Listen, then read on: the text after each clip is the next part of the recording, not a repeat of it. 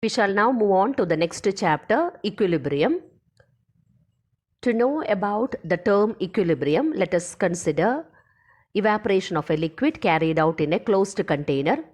Let the liquid taken be water, so that water evaporates to give water vapor. But since the liquid evaporates in a closed container, it gives rise to a constant vapor pressure. Initially, liquid water will be evaporating to give water vapor. Since water vapor molecules formed cannot escape out, these vapors will be condensing back to give liquid water.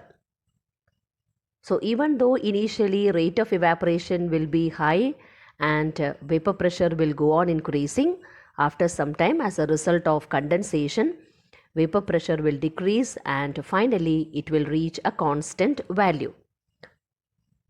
So when the system shows constant vapor pressure, we will come to know that it has reached equilibrium stage. At the equilibrium stage, the number of molecules leaving the liquid will be equal to the number of molecules returning to liquid from the vapor. Thus we come to know that the system has reached equilibrium stage. So here in this example, that is evaporation of water carried out in a closed container, two processes are occurring, that is evaporation and condensation.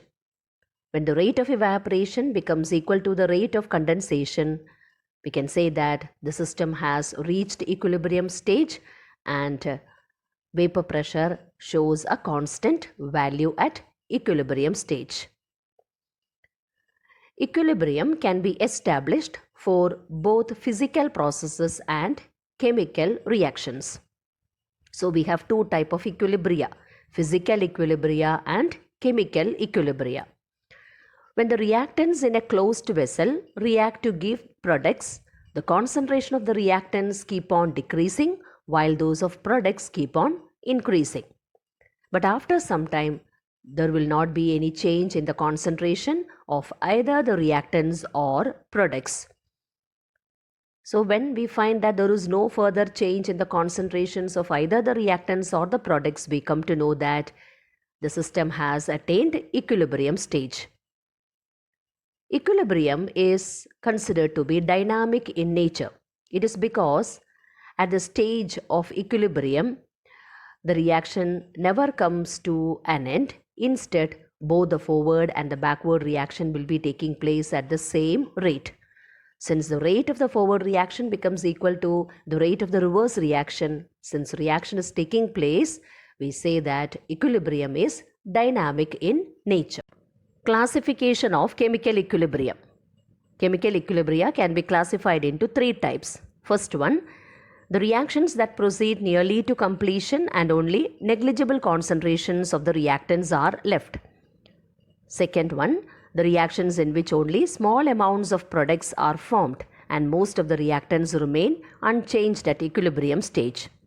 Third one, the reactions in which the concentrations of the reactants and products are comparable when the system is in equilibrium.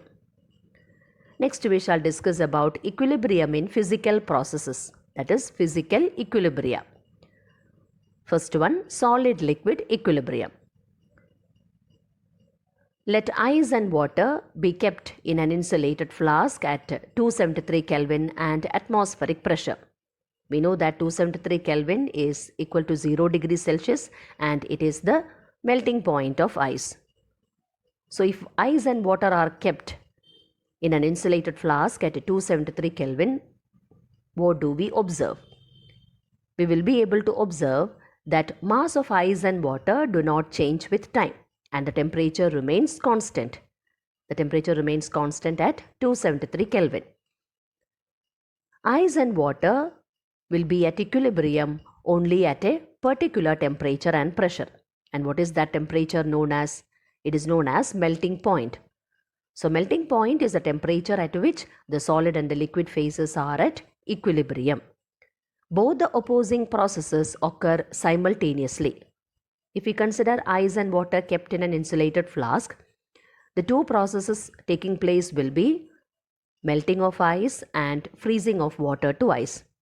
So when the system reaches equilibrium, rate of melting will be equal to rate of freezing. So both the opposing processes will be occurring simultaneously when the system reaches equilibrium. And these two processes will be taking place at the same rate, and the amount of ice and water will remain constant at equilibrium stage. Next, we shall learn about liquid vapor equilibrium.